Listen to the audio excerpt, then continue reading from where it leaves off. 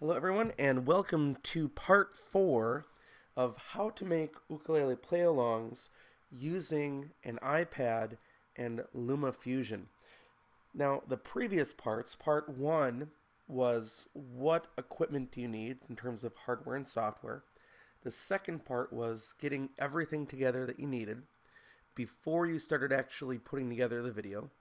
The third part was creating in LumaFusion. And today I'm going to follow up with a couple of changes that I did that I wanted to show you about, and then also adding to Baritone ukulele today. So first of all, let me show you a couple things that I just wanted to point out. First of all, notice that there's a transition in the song, a modulation down here to the key of A that happens at about 2 minutes and 43 seconds, as you can see there, that we switch into the key of A. So I made sure that my description at the beginning here reflected that it was the keys of G and A. When I'm putting the chords to use, because of the key change, I just listed the 2 unique chords down here. And in fact, as I'm looking at that, I'm also missing a chord that I need to add in there, and that would be the F sharp minor chord that I need to add. The D is already existing in the previous key of G. So that's ready to go now. And then everything else is ready to go. Now, the other thing that I did is almost all of these are a full measure of strumming, but there are a couple situations where it's only 2 beats. So what I decided to do was to use a smaller font. And let me show you what that looks like.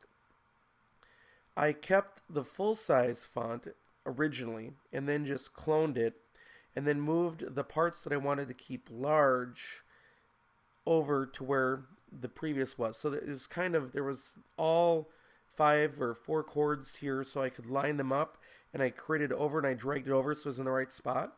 And then I did the same thing. I cloned it, but then decided a smaller font. I made it 125 instead of 165 and put it right in the center of the existing one and made that one unique. Did the same thing, cloned that one, and then made the C chord here and left everything else where it was, and then I deleted the original. So now when you look at this, it kind of goes like this. Check it out how this works.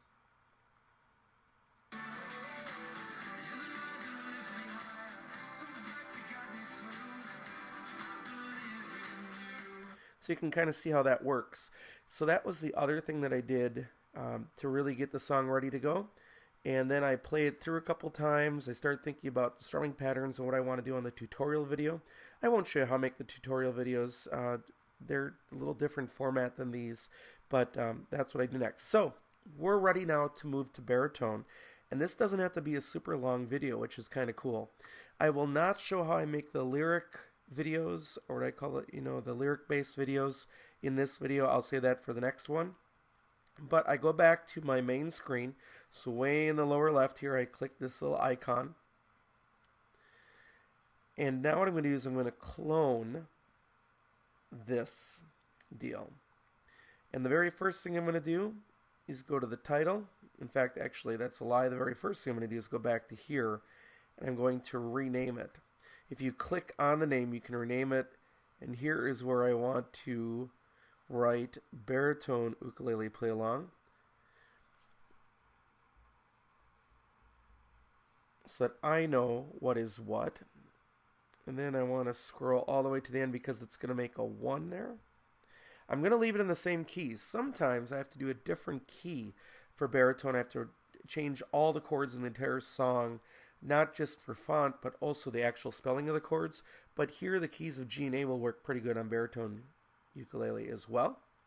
So now what I'm going to do is go in here and clone this. And I'm going to make a baritone thing right on top of it. And I don't know if you've noticed this, but when I make a baritone play along, I make the face color the same as the tracking square that I use. I didn't talk about that in the last video too, by the way. I used to use icons to show where to go, but I found that my eye tracked better with the square, although sometimes I will still put the icon above. So that's why I've moved to the moving square rather than just like a bouncing ball or another image. Now what I do is I make this larger. Oh, I try to make it kind of at least not quite as long as the ukulele play along. And the other thing that I know from experience is that if I make the black border too thick, it gets really oppressive for some reason. Now, the Believe in You, there's a neat feature in here called line spacing. What I can make that is I found 250% works pretty well when I do this. And then I just have to adjust things for size of where I want them to be so that everything fits in here. And now my title page is ready to go. What I want to make, by the way, an image of this, what I do here is I go to this little down icon, lower right, the box with the out arrow, and I can take a snapshot, and that's a snapshot of just that screen, and that's what I use as my thumbnail for videos on YouTube. So that's how you make a thumbnail as well. We have to go over to these chords, and this then is the process for the whole rest of the song. I don't have to retype any chords. What I have to do is I have to select each chord box and then go in here and then choose the appropriate font. Now this is the DGBE font, and if I choose that first one, that's going to fix all of those. But if you remember from the last video, this one is the E font. So I have to go to the D and then A, B, C, D, E font to make sure that the C sus looks right. So if you can see how that switches from G to C sus, it's pretty easy on baritone ukulele too. Now, to just show this again, going over here, I open up this little box, got G space, I'm going to go to the D. Now, this is another little interesting thing. You get the recents now, and this makes it much quicker. Although I do have that other font that I have to worry about a little bit, but the previous one was this one. So that's your DGBE font. And then when I choose these guys, that's not going to be the second most recent one as well. I got to go to right spot, sorry. Let me cancel all that. Then I'm going to go to this one, and then I have to change that one over. And then I'm going to go to this guy, and that's going to be the second most recent. So I have to change now the font on every slide to baritone. And yeah, that does take a while. It's faster with that next feature, or the recents, because then it makes it much quicker to change those over. But you still have to go through and change the font for everyone, and then when you're all said and done, you go through with your baritone ukulele and you try to play it and you try to make sure that it's right. Now the good news is, after those first couple of measures there, that C sus2 doesn't come back, and everything else is just the standard chord of the DGBE font. So now every other slide, other than the ones that I made the smaller ones, is just a single click twice, or a single choice twice per slide, and you just kind of slowly work through your song and get them all done and changed that way. And that's basically how you get ready to the baritone version. Now, when I was using the educational font, I had to resize everything. I even made my own baritone ukulele font. I basically took the Ukefarm fonts and I cut and pasted them into an app called Calligrapher. It's not even an app, it's just a template. And then I put different labels in for all of those. But even those didn't line up quite right.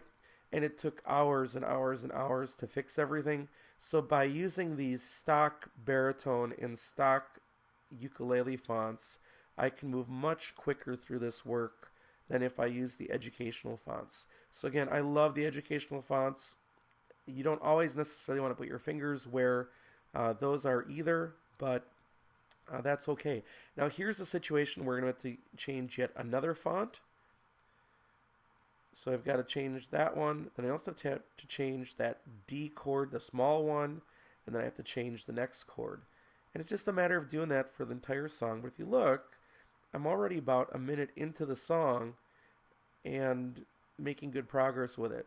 So it's really not going to take too long to get through the rest of it. And again, really important when I'm done with the whole video, that I go back and I play it and I make sure that I've changed everything that I was supposed to change, because it's really easy to make a mistake, go too far, miss something, and you don't want to do that. You don't want to make that mistake.